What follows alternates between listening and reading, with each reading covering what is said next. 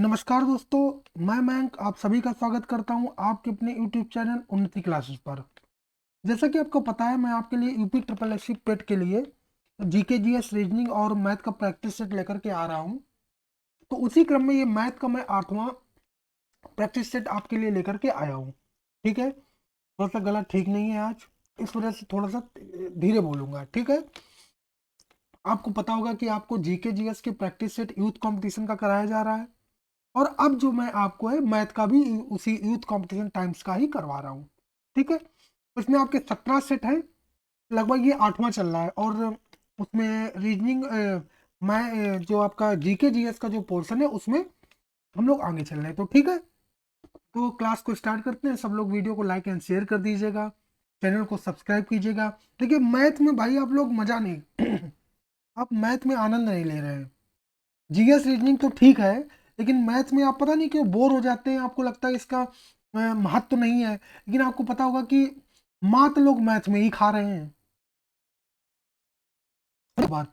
तो इसलिए मैथ पर भी थोड़ा थोड़ा ध्यान दीजिए। ठीक है, तो क्लास को स्टार्ट करें। आप लोग बहुत अच्छे से तैयारी कर रहे होंगे, मैं आशा करता हूँ, और अपनी मेहनत को और बिल्कुल बरकरार रखिए, तैयार रखिए। ठीक है, आगे बढ़े, देखते हैं पहला क्वेश्चन क्या है। जब किसी संख्या के 8 गुने में 4 जोड़ा जाता है तो प्राप्त परिणाम 3 अंकों की सबसे छोटी संख्या होती है। अच्छा, 3 अंकों की सबसे छोटी संख्या क्या होगी ये बताओ। 3 अंकों की, सॉरी, 3 अंकों की सबसे छोटी संख्या क्या होगी आप बताओ। 3 अंकों की, 3 अंकों की सबसे छोटी संख्या, 3 अंकों की सबसे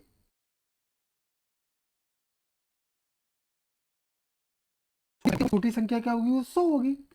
भाई 101 तो बड़ी हो जाएगी, 99 तो है, वो 2 अंकों की हो जाएगी सबसे बड़ी, और सबसे छोटी 3 अंकों की जो संख्या होगी वो कौन होगी, 100 होगी। ठीक है, आगे बढ़े, और उस संख्या को माना है x। करना माना संख्या क्या है, संख्या तो x है। जब किसी संख्या के 8 गुने में, तो संख्या है हमारी x, इसका 8 गुना मतलब इसमें 8। जब किसी संख्या के 8 गुने में 4 जोड़ा जाता है, इसमें कितना जोड़ोगे, 4, तो प्राप्त परिणाम 3 अंकों की सबसे छोटी संख्या होती है।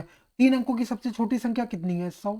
ठीक है, 8x बराबर कितना हो जाएगा, 100 माइनस 4 कितना हो जाएगा, 96 हो जाएगा। कितना हो जाएगा, 96 हो जाएगा। तो x की वैल्यू कितनी हो जाएगा, 8 एकम 8, 8 दूनी 16, x की वैल्यू कितनी हो जाएगी, 12 हो जाएगी। तो वह संख्या क्या हो जाएगी आपकी, 12 हो जाएगी। बात खत्म, ऑप्शन ए करेक्ट हो जाएगा। सिंपल सा क्वेश्चन था, कोई टफ नहीं था क्वेश्चन, कोई भी टफ नहीं था। ठीक है, कोई एक संख्या थी, उसके 8 गुने में 4 जोड़ा जाता है तो प्राप्त परिणाम जो 3 अंकों की सबसे छोटी संख्या होती है। बात समझ में आ गई आपको, आगे बात समझ में आपको, आगे बढ़े, आगे बढ़े, अगला क्वेश्चन देखते हैं। अरे वर्गमूल ज्ञात कीजिए। A square upon B square plus B square upon A square plus 2, इसका वर्गमूल जो है वो क्या आएगा देखते हैं। तो इसका वर्गमूल निकालने के लिए इसको अंडर रूट में लिख लो भाई, ए plus B upon A square plus 2। बात समझ में आ गई, ठीक है।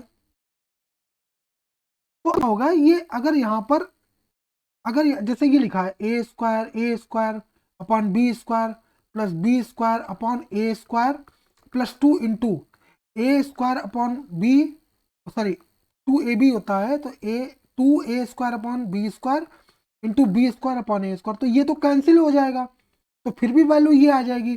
तो ये कहीं ना कहीं A upon B plus B upon A upon B plus B upon A का होल स्क्वायर रहा होगा। ये रूट है, अगर ये स्क्वायर में है तो बाहर आएगा, तो ये क्या आ जाएगा, A upon B plus B upon ए।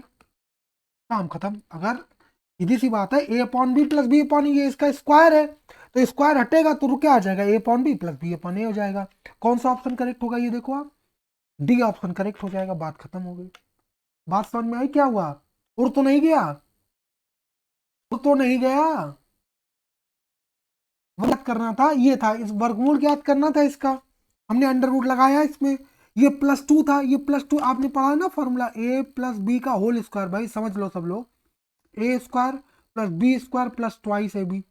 तो ट्वाइस ए बी क्या है, ये ए स्क्वायर ही तो है, तो ए स्क्वायर में इसमें क्या होगा, यहाँ पर ए स्क्वायर अपॉन बी स्क्वायर रहा होगा, तो B square upon A square रहा होगा, प्लस 2 इंटू ए की जगह पर क्या होगा, ए अपॉन बी, ए की जगह पर ए अपॉन बी और इसकी जगह पर बी अपॉन ए, तभी तो ये कैंसिल हुआ, तभी तो ये वैल्यू आ रही है, इतनी वैल्यू तो क्वेश्चन में दी हुई है, इसका रूट लेंगे तो क्या हो जाएगा, A upon B plus B upon A, काम खत्म, A upon B plus B upon A हो जाएगा, तो कौन सा ऑप्शन डी करेक्ट हो गया। आगे बढ़ते हैं, ये देखिए 11 परिणामों, ऐसा मैंने कल भी औसत के क्वेश्चन करवाए थे आपको, ठीक है, 11 परिणामों का औसत 50 है, 11 का कितना है 50 है,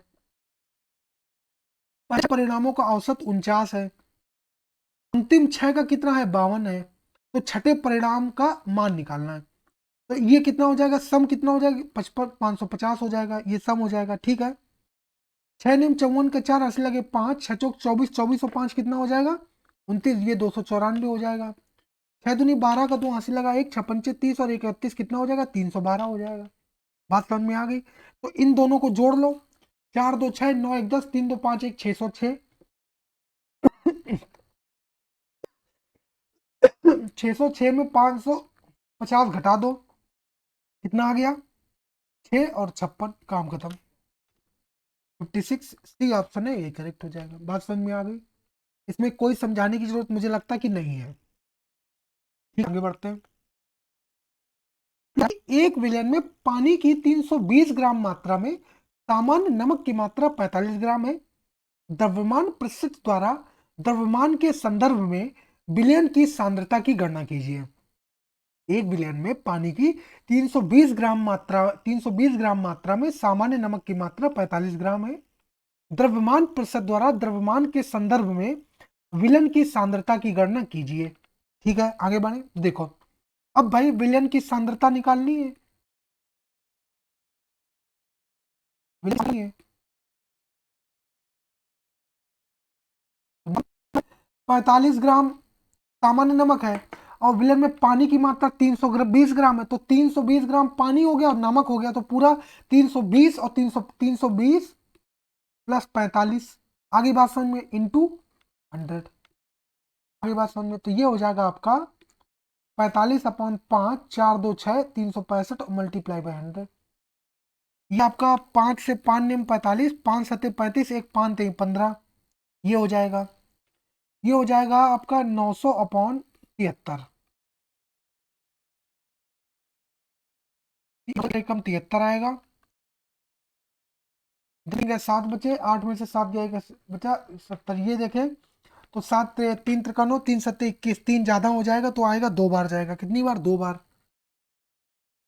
2 सत्ते 14, 10 में से 6 गए 4 बचे, यहाँ बता 6 में से 4 गया 2 24, दशमलव लगाया 0 बढ़ाया, ये कितनी बार जाएगा 3 3 3 सत्ते 21, 3 बार जाएगा, 3 3 3 सत्ते 21, एक बचा, 3 में से 1 गया 2 21 बचा, फिर दशमलव लगा 0 हो जाएगा, ये फिर 3 3 3 सत्ते 21, ये लगभग 12.33%, तो 12.33% यही ए ऑप्शन करेक्ट हो जाएगा, ए ऑप्शन आपका क्या हो जाएगा करेक्ट हो जाएगा। बात समझ में आई, जब भी कभी आपको भाई ये कोई विलेन है, आपका विलेन है, विलेन में है तो इसमें पानी भी होगा, इसमें नमक भी होगा, मान लो कि ये विलेन है, समझ लो आप, ये विलेन है अल्कोहल का मतलब शराब का, तो शराब होगी और उसमें पानी भी होगा, तभी तो ये विलेन कहलाएगा। तो वैसे ही है, ये तो नमक था जो कि 45 ग्राम था सामान्य नमक, और ये विलेन है, तो विलेन में कितना हो जाएगा 320 ग्राम पानी और उसमें 45 ग्राम नमक, तो कुल कितना हो गया 365 ग्राम हो गया। बात आई समझ में, ये टोटल लिखा है, ठीक है, आगे बढ़ते नेक्स्ट क्वेश्चन देखते हैं। ये रीजनिंग का गया, सभी बर्तन पॉट हैं, तो जब सभी वही 50 100 का कॉन्सेप्ट, सभी है तो 100 हो गया, ये 50 हो गया, सभी पॉट ये 100 हो गया, गीली मिट्टी ये कितना हो गया ये 50 हो गया। निष्कर्ष में आते हैं, सभी बर्तन गीली मिट्टियां हैं, अब बर्तन को गीली मिट्टी से कनेक्ट करना, बर्तन को गीली मिट्टी से कनेक्ट करना तो कट जाएगा, सीधी सी बात है, सभी पॉट, ये इन दोनों में मैंने क्या बताया था कि इन दोनों में कथन 1 और कथन 2 में किसी जो कटे कॉमन होना चाहिए और एक की वैल्यू 100 होनी चाहिए, तो ये 100 की वैल्यू 50 की, तो क्या पॉट पॉट देगा तो ये दोनों एक कट जाएंगे, तो सभी बर्तन गीली मिट्टी है, ऑप्शन ए मतलब ए कथन एक जो है वो क्या हो जाएगा, वो तो आपका क्या हो जाएगा, करेक्ट हो जाएगा। ठीक है, आगे बढ़ देखो।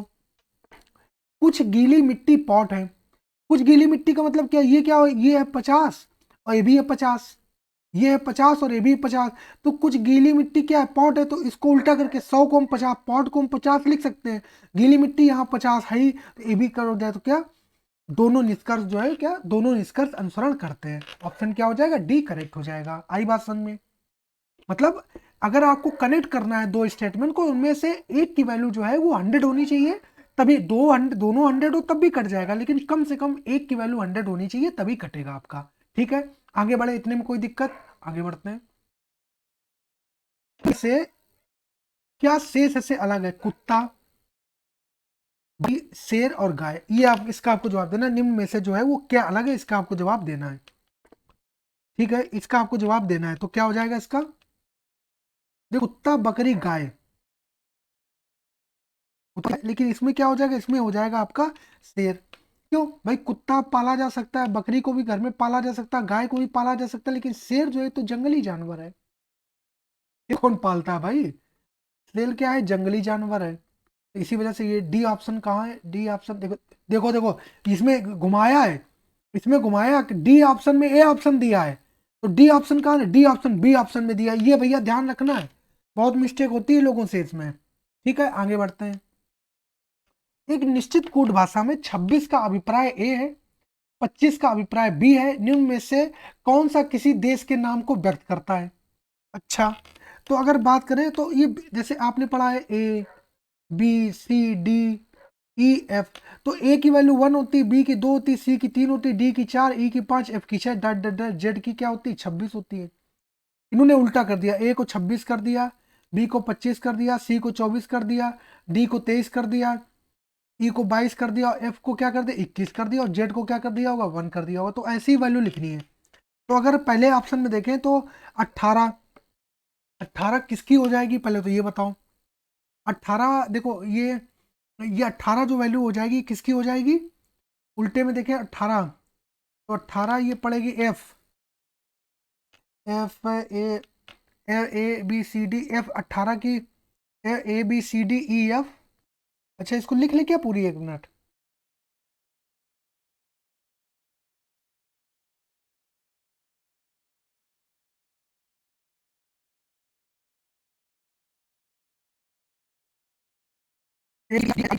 T U V W X Y Z, तो ये 21 हो गया, ये 20 हो गया, ये 19 हो गया, और ये क्या होगा, 18 हो गया, ये 17 हो गया, ये 16 हो गया, ऐसे लिख लो, 1 2 3 4 5 6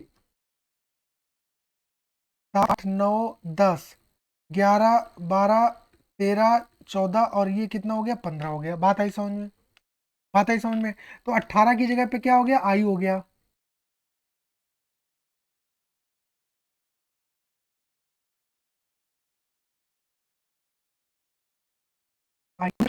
इसे देख के लिख तो लो, 22 पे क्या हो गया, ई हो गया, 12 पे क्या हो गया, 12 पे आपका ओ हो गया, 18 पे आपका क्या हो गया, 18 पे आई हो गया, 26 पे क्या हो गया, 26 पे ए हो गया।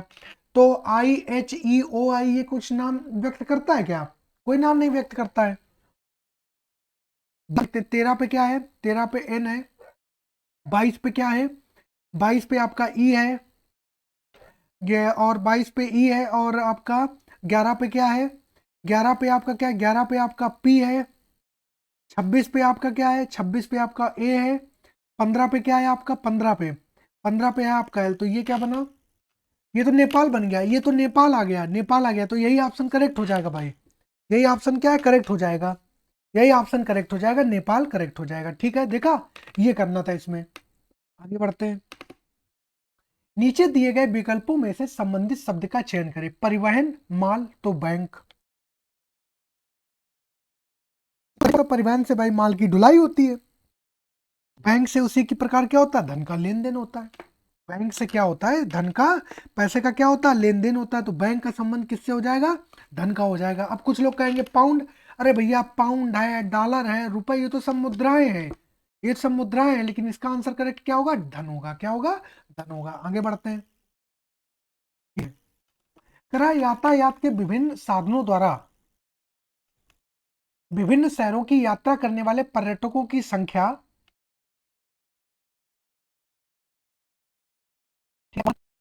कार, रेलगाड़ी, बस, बाइक, विमान, वही कह रहा है कि ये दिल्ली शहर है, मुंबई, चंडीगढ़ है, देहरादून है, मसूरी है, जयपुर है। इनमें कार से सवारी करने वाले पर्यटक दिल्ली 192 है, दिल्ली में रेलगाड़ी से 188 है, बस से 172 है, बाइक से 191, विमान से 174 है।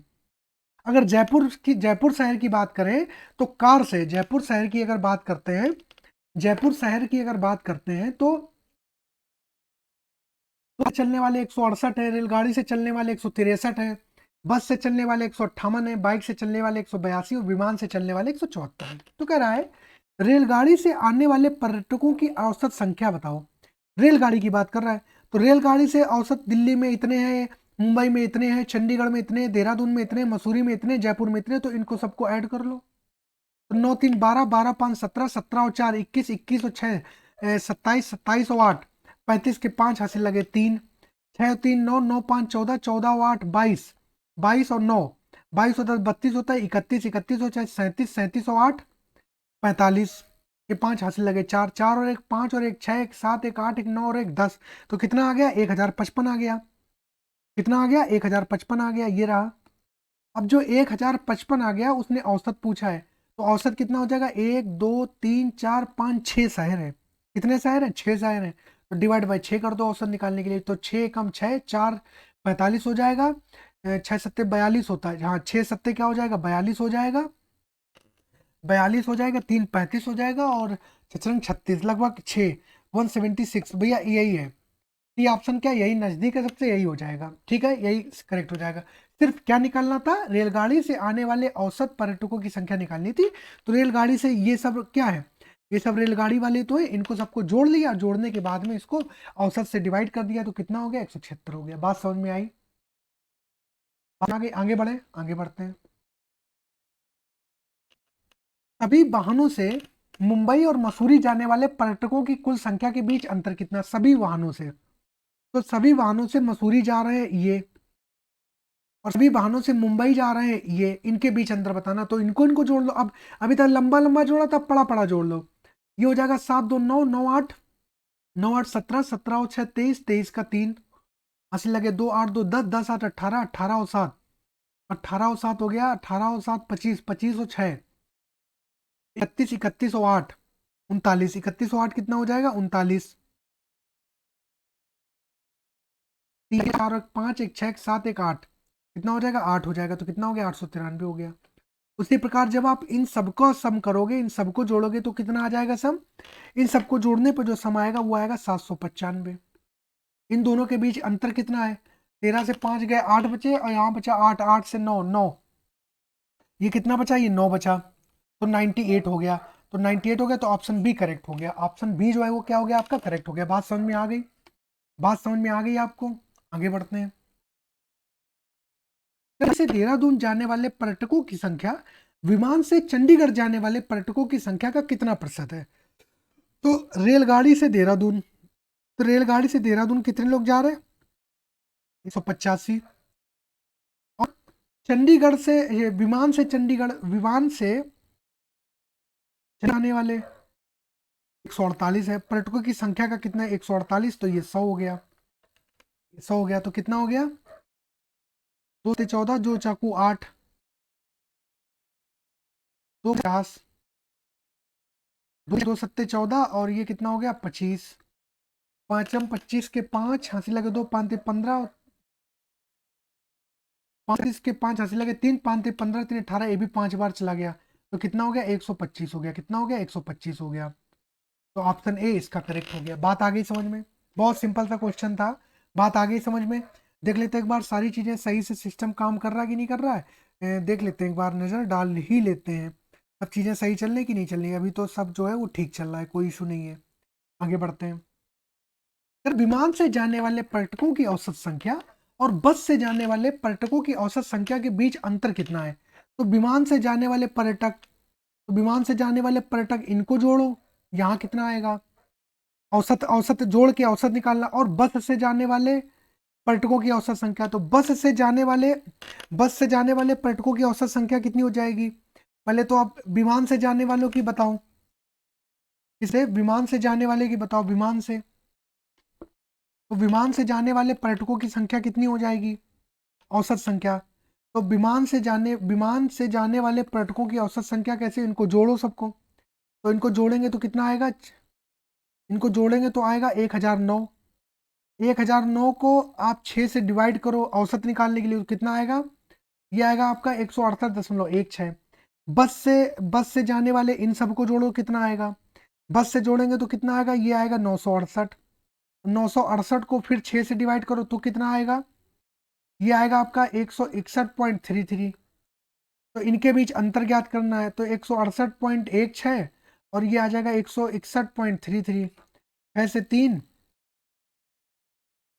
आ रहा है। सी ऑप्शन जो है वो क्या हो जाएगा? करेक्ट हो जाएगा। बात खत्म हो गई, बात खत्म हो गई। सिर्फ आगे बढ़ो। कार द्वारा दिल्ली जाने वाले पर्यटकों की संख्या का विमान द्वारा मुंबई जाने वाले पर्यटकों की संख्या से क्रमिक अनुपात कितना है? तो कार द्वारा दिल्ली जाने वाले कितने? 192 हैं। कितने हैं? 192 हैं। और विमान द्वारा मुंबई, तो विमान द्वारा मुंबई जाने वाले कितने? 182 हैं। कितने हैं? 182 हैं। इन्होंने में 18, एक बचा, दो छंगे 12, दो ने 18, दो एक कम 2, ये 3 से जाएगा, 3 त्रिकोण 3 दूनी 6, 3 दूनी 6, 3 से नहीं जाएगा, तो यही आ जाएगा 96:91। ये आंसर 96/91। ये सी ऑप्शन जो है वो क्या हो जाएगा? करेक्ट हो जाएगा। सी ऑप्शन आपका क्या हो जाएगा? करेक्ट हो जाएगा। आगे बढ़ते हैं। ये देखिए, छात्रों के गणित में प्राप्त अंकों 50 में से को दर्शाने वाले निम्नलिखित आयत चित्र का अध्ययन करें और निम्नलिखित प्रश्नों के उत्तर दें। अच्छा, ये आपका 15 है, ये 20 आ रहा है, ये कितना है? 40 है, ये कितना है? 50 है, ये कितना है? 20 है, और ये कितना है? 15 है, और ये कितना है? ये आपका कितना है? 10 है। कितना है? 10 है। बात समझ में आई? यदि गणित में उत्तीर्ण अंक 31 है, तो गणित में फेल छात्रों की संख्या क्या होगी? यदि गणित में उत्तीर्ण अंक 31 है, तो गणित में उत्तीर्ण अंक 31 है,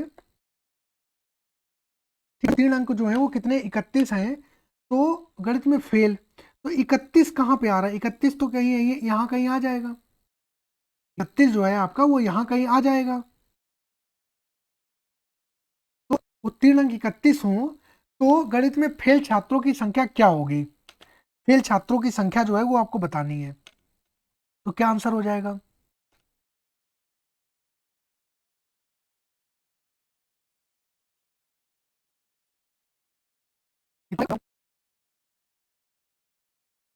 अच्छा,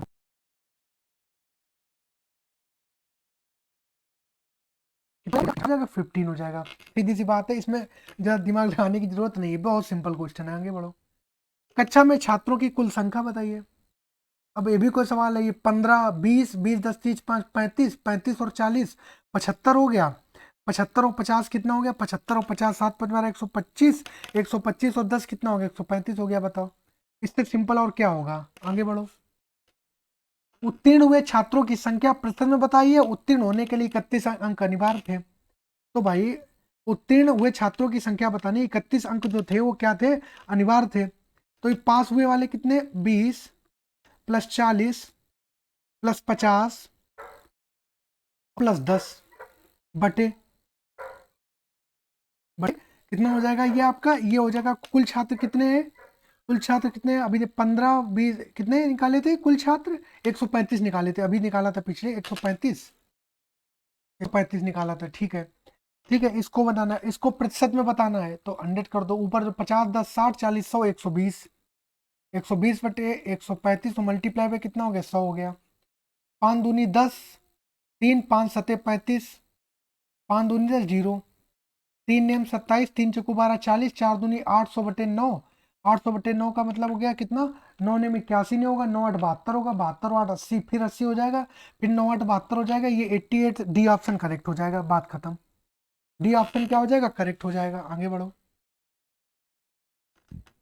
वो कह रहा है यदि छात्रों को 50 में से अंक दिए गए हों और 90% से अधिक अंक प्राप्त करने वालों को ए प्लस दिया जाए, तो कितने छात्रों को ए प्लस दिया जाएगा? बताओ। ये वर्क में बताएंगे, बहुत हो गया इसको, आगे बढ़ो। क्वेश्चन है बहुत बहुत कुछ ज्यादा ही सिंपल हो गया ये सेट। कह रहा है कि कक्षा में फेल हुए छात्रों की संख्या का कक्षा में कुल छात्रों की संख्या से अनुपात बताओ। तो आपको पता है कि फेल हुए छात्र पिछले निकाल चुके 15, कुल छात्र कितने आ गए 135, ये फेल है, ये आपके कुल हैं।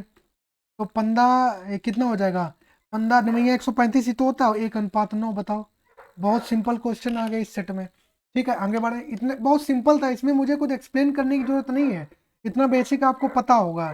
ठीक है, जहां पर मुझे लगती है कि बताना चाहिए आपको वहां पर मैं बताता हूँ।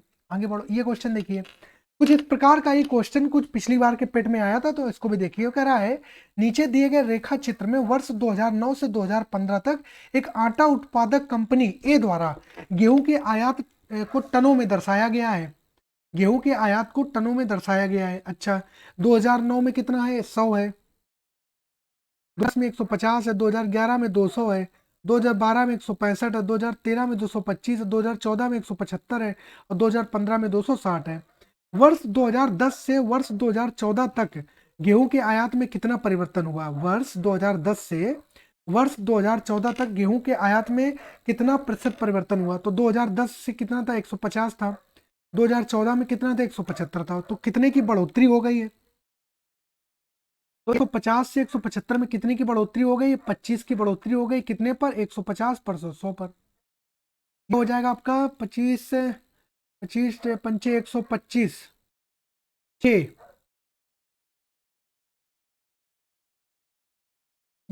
15 5 छक्का 30, ये हो जाएगा 100/6। 100/6 का मतलब होता है 16.67% काम खत्म। ये वाला सी ऑप्शन क्या हो जाएगा, करेक्ट हो जाएगा। आगे बढ़ो, इससे सिंपल क्या होगा। ठीक है, बात समझा कि सिर्फ क्या करना था आपको, परसेंटेज आता है तो आपके लिए क्वेश्चन बड़ा आसान हो गया भाई। ठीक है आगे बढ़ो, तेरा वर्ष 2009 से 2013 तक गेहूं का औसत आयात क्या है। वर्ष 2009 से स्टार्ट करना और कहां तक जाना, 2013 तक जाना है, मतलब यहां तक जाना है। तो 100, 150, 200, 61 और 225, बात समझ में आ गई। 100, 150, 200, 165, 225, 5 5 10 का जीरो वहां से लगा 1, 6 2 8 और 1 9, 9 5 14 का 4, 5 5 10 का जीरो वहां से लगा 1, 6 2 8, 8 5 13, 14 का 4 वहां से लगा 1, 2 और 1 3 और 1 4, 2 6 1 7 और 1 8 कितना, 840 और डिवाइड बाई कितना हो जाएगा, डिवाइड बाई कितना हो जाएगा, 2009 से 13 5, तो कितना हो जाएगा, 5 एकम 5 हो गया, 3 34, 5 छक्का 30, 4 5 अट्ठे 40, कितना हो गया, 168 हो गया। ऑप्शन बी क्या हो गया, करेक्ट हो गया, बात खत्म हो गई। आगे बढ़ो, कितने वर्षों में आयात वर्ष 2012 के निर्यात से अधिक था। कितने वर्षों में आयात वर्ष 2012 के आयात से अधिक था। तो 2012 में आयात कितना है, 165 है। तो ऐसे कितने वर्ष हैं जो ऐसे कितने वर्ष हैं जो ऐसी कितनी वैल्यू आप बताओ जिनकी 165 से ज्यादा हो। तो एक ये 200 वाली हो गई, एक ये 225 वाली हो गई, एक ये 275 वाली हो गई, एक 260 वाली हो गई। तो कितनी वैल्यू आ गई आपकी, ये तो भी 4 आ गई। तो ऑप्शन सी करेक्ट हो जाएगा, सबसे सिंपल। आगे बढ़ो, वर्ष 2009 से वर्ष 2013 तक आयातित गेहूं में कितना प्रतिशत परिवर्तन हुआ। वर्ष 2009 से 13, 2009 से 2013 कितना परिवर्तन हुआ, 100 से कितना हो गया, 225 हो गया, 225 हो गया। तो कितने की बढ़ोतरी हुई, 125 की बढ़ोतरी हुई, कितने पर, 100 पर। तो प्रतिशत के लिए यहाँ 100 ये कट गया, तो कितना आ गया, 125 आ गया। इससे सिंपल भाई और क्या होगा, 125 हो गया। आगे बढ़ो, 9 से वर्ष 2011 तक के गेहूं का आयात वर्ष 2013 से 2015 तक के गेहूं के आयात से अनुपात क्या है। तो 2009 से कहां तक, 2011 तक, और इधर कितना, 2013 से 2015 तक। 2009 से 11 की बात करोगे तो 2009 से 11 की बात करोगे तो कितना हो जाएगा, ये हो जाएगा 100 और 150, 250 और 200, 250 और 200 कितना हो गया, 450।